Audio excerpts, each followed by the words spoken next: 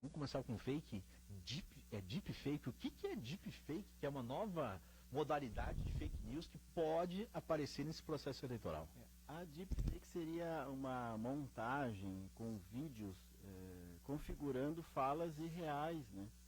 Então a gente, por exemplo, pegam todas as minhas vozes aqui, as minhas frases e tal, e montam um texto fora de contexto para criar algum constrangimento ou criar alguma imagem negativa. Isso já aconteceu com a Anitta, já aconteceu com vários artistas, com o Barack Obama já fizeram. Então é um processo bastante sofisticado, que, claro, é caro também, né? Para ter esse tipo de produção, nós teríamos que ter alguns escritórios assim muito qualificados no crime, né? Mas é possível verificar através de perícia que essa mídia foi adulterada, né? Mas é um risco também, a gente tem que ficar bastante atento e preocupado. Por isso eu digo, receber um vídeo um pouco fora do contexto, uma coisa que normalmente aquele artista, aquele candidato não falaria, desconfia. A regra é desconfiar, vamos combinar assim, né? É desconfiar de tudo ultimamente, né? Principalmente nesse período. Estava calculando aqui, tu me convidaste aqui para vir presencialmente, para a gente ter esse espaço um pouquinho maior. Faltam 63 dias para a eleição. A gente não se dá conta, às vezes, desse drama, né? Que é, a eleição está aqui na nossa porta. São 9 programas, acredita. Daqui 9 programas do Acredito, nós teremos o voto. No dia da eleição nós teremos um programa também, né? Então, vamos cuidar, desses 63 dias vai acontecer de tudo, gente. É impressionante. A gente muda o país nesses 63 dias. Então, cuidado. Esse é o recado. Então, olha só, nós começamos com uma questão fake, que já é comum em outros países, e que pode aparecer também nesse processo eleitoral, que é a deepfake. O que seria? Por exemplo, o Borowski está conversando comigo aqui e eu estou conversando. Aí eles pegam a imagem do Borowski e, a partir da voz dele, alteram o conteúdo, mas com a voz original. Com a voz original. Então altera. De repente o Borowski está falando aqui sobre a deepfake, vai aparecer ele falando sobre algum candidato. Exatamente. E aí vão repassar e vai dizer, o chefe do cartório está apoiando fulano e ciclano. É isso que acontece, né? É exatamente isso. Por exemplo, E fica tão perfeito que parece que é o cara falando, né? Eu já vi algumas, que a gente estuda um pouco esses fenômenos, esses mecanismos, que efetivamente eu, assim, não consegui identificar. Claro que a gente já sabia que era fake. E tem a deepfake também com imagens, não só com som. Que foi o caso da Anitta, né? Da Anitta, né? Então... Uma questão sexual aí, né? Exato, não. E, assim, e o pessoal vai compartilhando. Vai, porque chega uma imagem, assim, bastante espetaculosa, aquela coisa que chama atenção, é isso, né?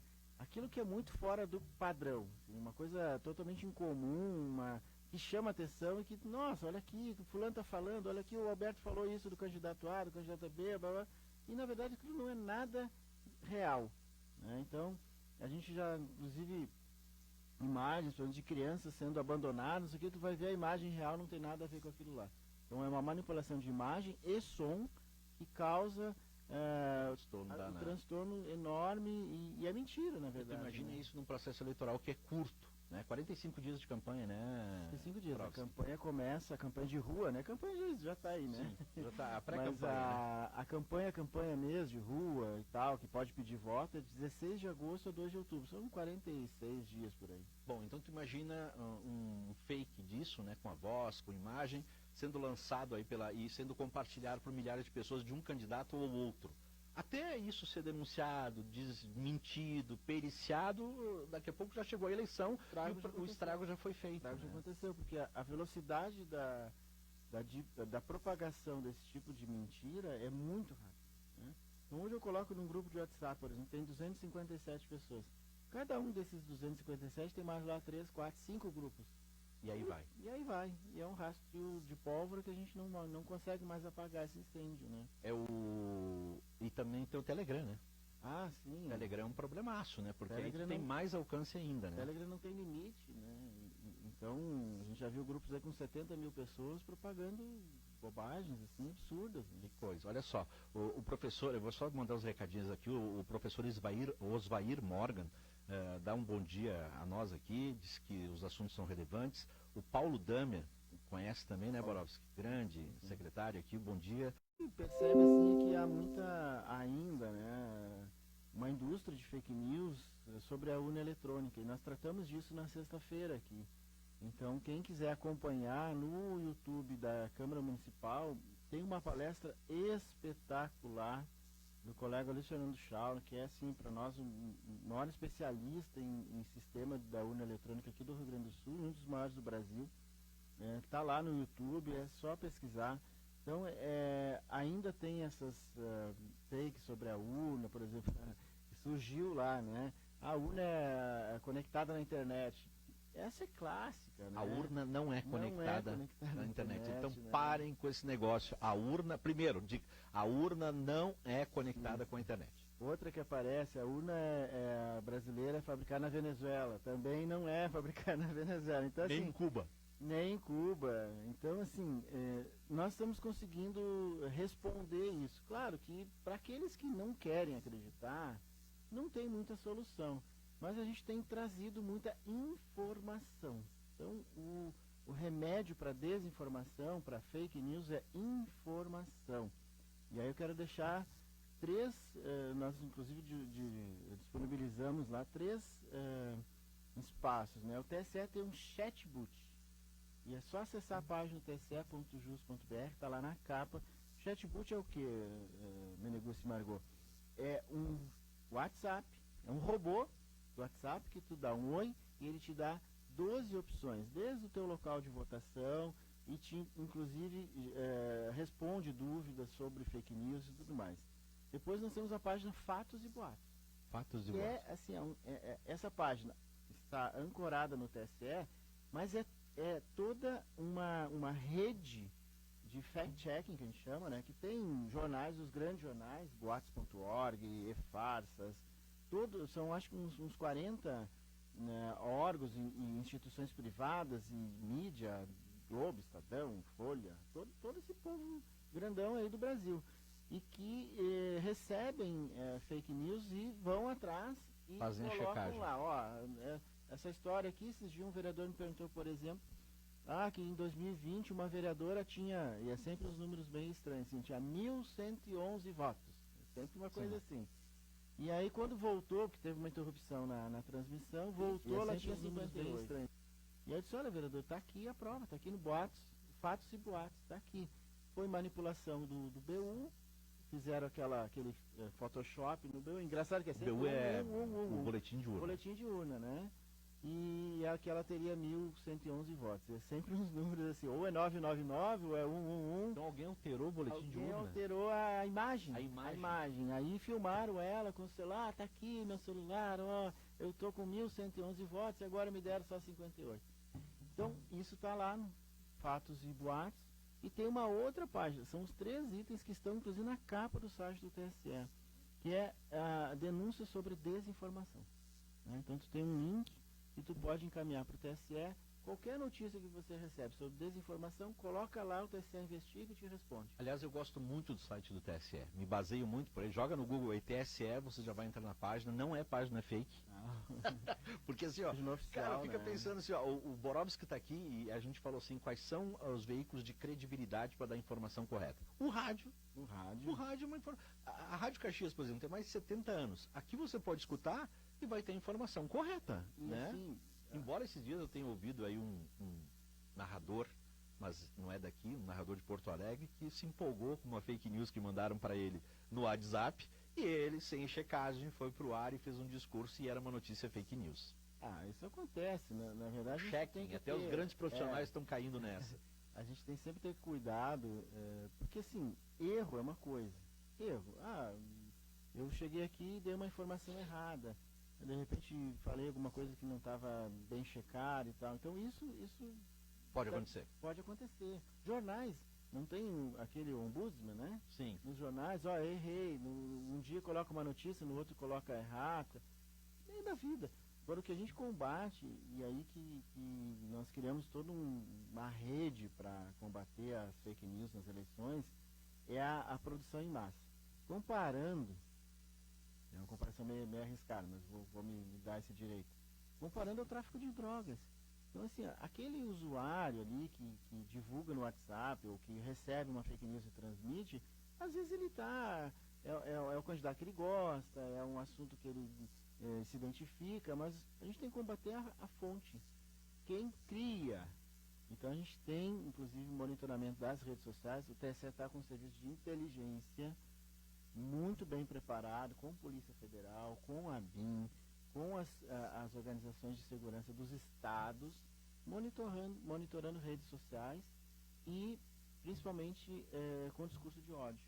Né? Então isso é muito importante. Eu denuncio discursos de ódio, eu denuncio para as redes sociais, porque tem essa possibilidade no Instagram, tem possibilidade no Twitter, tem possibilidade no Facebook. Discurso de ódio tem que denunciar. Tem que denunciar sempre, né? E tentar tirar do ar essas postagens, porque elas causam muito dano, né? Então, no caso do TSE, a gente espera que esse monitoramento ajude. Mas, assim, tem muita ameaça que não se concretiza, né? Tem muito valente em rede social, né? Então, mas a gente precisa cuidar disso, né? Olha só, o Borowski falou uma coisa muito importante que eu quero reforçar aqui. Porque às vezes a pessoa recebe uma fake news e ela tem um posicionamento, nós não estamos falando de posicionamentos políticos, cada um tem o seu e participe dessa festa da democracia que é as eleições. Só que as pessoas às vezes recebem uma fake news do candidato que ela não gosta. E ela sabe que é uma informação mentirosa, mas ela quer que seja verdadeira, né? E é por isso que ela repassa. É isso, Borowski? É isso, nós as chamamos... pessoas sabem ali que é. Nos estudos a gente diz que, a gente estuda isso, que é o viés de confirmação. Então não interessa, vamos pegar cantores. Sim. Eu recebo lá uma notícia de um cantor que é da minha preferência e é negativa. Bom, esse eu não compartilho, porque eu gosto daquele cantor. Mas se é um cantor que eu não gosto, uma música que eu detesto, e vem lá um absurdo, tá vendo, olha, esse cantor aqui não canta nada e tal, e eu mando para todos os meus grupos. Mesmo que seja sabendo que é uma mentira. Nem sei se é verdade ou não é. Simplesmente manda ali um pouquinho, poxa, mas não é verdade. E como é que chama isso? Viés? Viés de confirmação. Viés de confirmação. É o que toca no nosso coração, na nossa mente. Então, aquela mensagem. E geralmente, como é que a gente identifica uma fake news? A manchete, a gente chama de clickbait, né? Caça-clique. A manchete é uma coisa, a matéria é outra. Porque a manchete é que te faz até mesmo compartilhar sem ler a matéria. Né? Então, às vezes, a manchete não condiz com o que tem na matéria, mas ela quer te capturar a tua atenção, o teu coração e a tua mente. Aliás, nós aprendemos no curso de jornalismo, e a gente aprende até no ensino médio, que uma boa redação começa com um bom título, né? No jornalismo a gente aprende que, uma boa matéria começa com uma boa manchete. Só que as manchetes de hoje, elas são impactantes e o conteúdo é uma mentira. Muitos, a gente vê assim, inclusive fakes de jornais, de repente está lá, a Folha de São Paulo, o Estadão. Não, se é o Estadão e a Folha, essa notícia tem, mas é uma mentira, é um fake. A notícia, a manchete, aí acho que vocês aprenderam, eu sou formado em economia e direito, mas acompanho muito a imprensa, né? Mas assim, o correto é, a manchete tem que representar o que vai constar na matéria. Então, assim, fulano foi à praia. Bom, na matéria tem que escrever, fulano foi na praia com os seus filhos, né? Não adianta, fulano foi à praia. Bom, ele comeu no restaurante. Bom, mas ele foi à praia na manchete e depois a matéria diz que comeu no restaurante. Então, a manchete tem que ter uma relação com a matéria. Só que, nas fake news, a manchete, ela é 90% do serviço. Né? Ela tem que chamar atenção, ela tem que te capturar. E a imagem também. Então, às vezes, a manchete vinculada com uma imagem distorcida, botar, por exemplo, tatuagens em pessoas que não existem, tiraram fotos de pessoas em ambientes totalmente descontextualizados com aquele que está na manchete ou na matéria. Então, a dica é sempre dar uma olhada com um pouquinho mais de cuidado.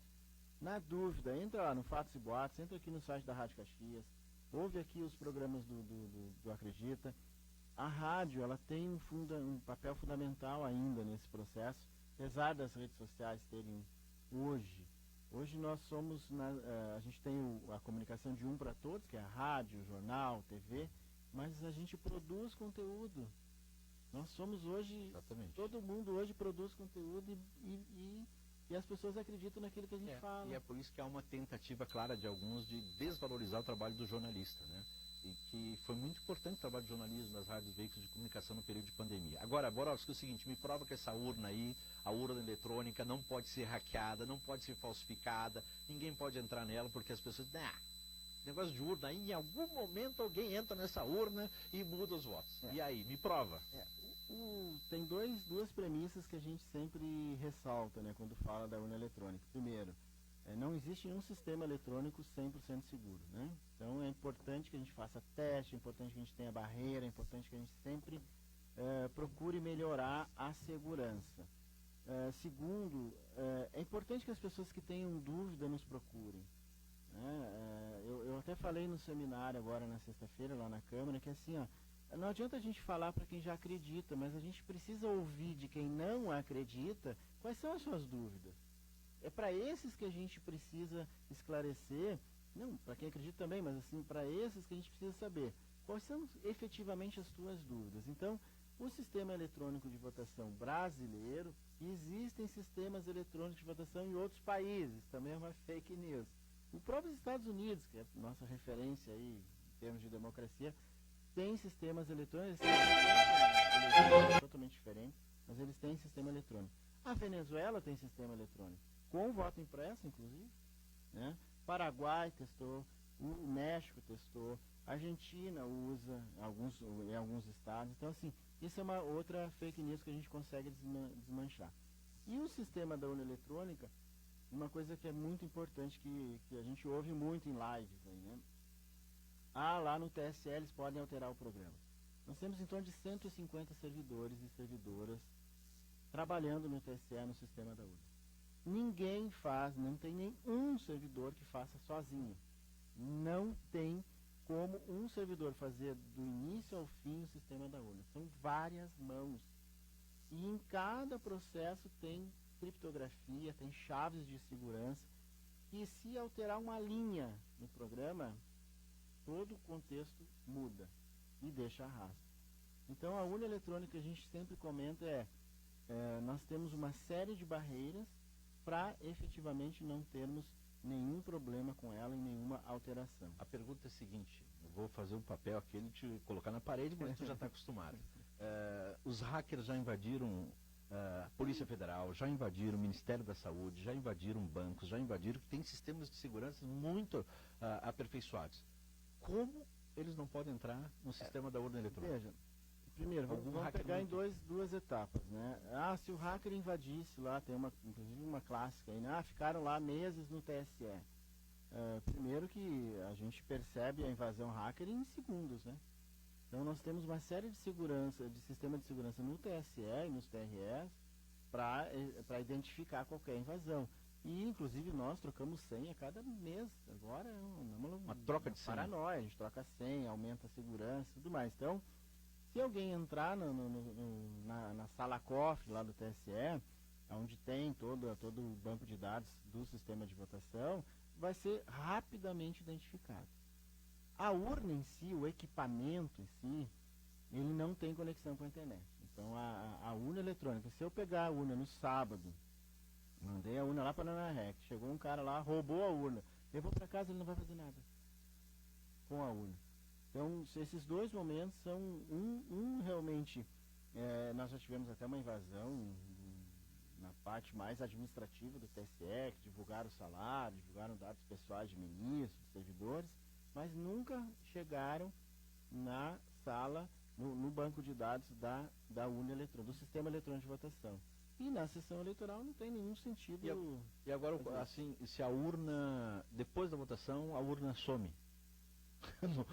Porque as urnas elas saem dos locais de votação e vão para um lugar específico. Bom, o cara extraviu a urna, bateu o carro, sumiu do carro do mesário lá, do responsável.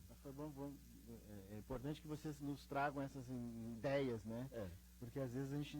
Às vezes é meio absurdo, mas tem que a gente fica pensando, mas tem alguma alteração, e é uma rede dedicada, o arquivo é criptografado. Então aquele arquivinho que sai do pendrive lá da urna eletrônica, lá de ANAREC, ele vem para o cartório, quando a gente transmite, ele é um arquivo criptografado que eu não consigo abrir em lugar nenhum.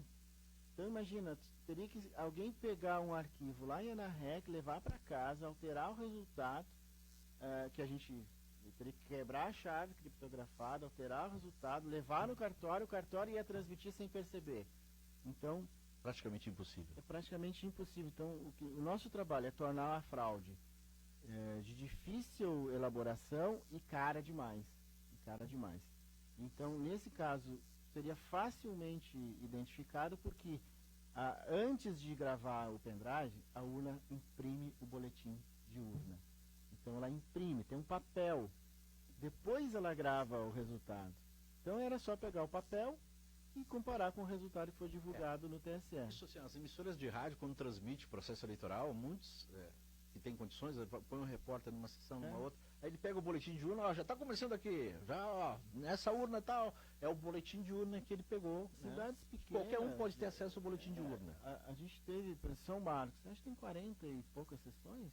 Se tu somar os BUs ali, liga para o prefeito, ó, aqui só teve 50 votos, aqui 60, não sei o quê, soma ali no Excel, tu tem o resultado antes da Justiça Eleitoral divulgar. Borovski, nós temos o nosso tempo estourado aqui, mas tu tem participação todo domingo aqui com a gente te agradece muito, porque o Borovski é um cara que tem, ele dá esse acesso, ele tem essa noção de como servidor público, ele dá essa informação para a TV da Câmara aqui, para as outras emissoras, para os jornais, enfim, e a gente fica muito feliz. Agora eu quero que dê um recado para os mesários, né? O pessoal já está sendo convocado, se o mesário não puder ir, ou acontecer alguma coisa, um recado para todos os mesários, que são milhares de pessoas que vão trabalhar aí, né? Nós teremos aqui em Caxias do Sul em torno de 4.500 mesários convocados. Nós já estamos mais ou menos 50% já convocados, avisados e tudo mais.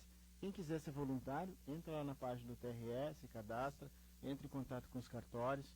A gente recebe voluntários que a gente troca mesário na semana da eleição. Então é sempre bom ter o cadastro lá de voluntários. E sem mesários, a gente não faz a eleição, porque são eles que efetivamente fazem o trabalho no dia da eleição, são muito importantes. Documento para votar? Título de eleitor? Baixa o app e-título, é mais prático, e-título, mas obrigatoriamente o eleitor tem que apresentar um documento com foto. Então pode ser carteira de motorista, carteira de trabalho, carteira de identidade, passaporte, qualquer documento que tenha a foto e que possa ser identificado. E nós vamos voltar a falar sobre isso, talvez daqui, não sei se na semana que vem ou na outra, que tem voto em trânsito ainda rolando, mas esse ano vai voltar a identificação do eleitor pela digital. Vamos falar vai sobre funcionar, isso. né? Vai funcionar. A nossa urna agora é a nova, nós já fizemos teste, ela está ótima urna para identificação biométrica. Tá legal, olha, essa entrevista que acompanhou pelo nosso Instagram, acredita.caxias, depois nós vamos postar no nosso blog, vamos repassar, eu já tenho até a manchete pronta, que não vai ser fake. Manchete, chefe do cartório compara fake news com tráfico de droga. É errada a manchete ou não? Não tá errada, mas tem que ouvir o que eu falei para saber do que se trata. O cara pode fazer essa manchete e botar qualquer coisa. Eu boa manchete, né? Que sacada, é uma sacada ótima de jornalista. Vou ter que cuidar o que fala pro jornalista. Tô autorizado, Borovski? Tá autorizado, né? Beleza. Ficou boa. Borovski, obrigado aqui, toca aqui. Parabéns pelo teu Caxias.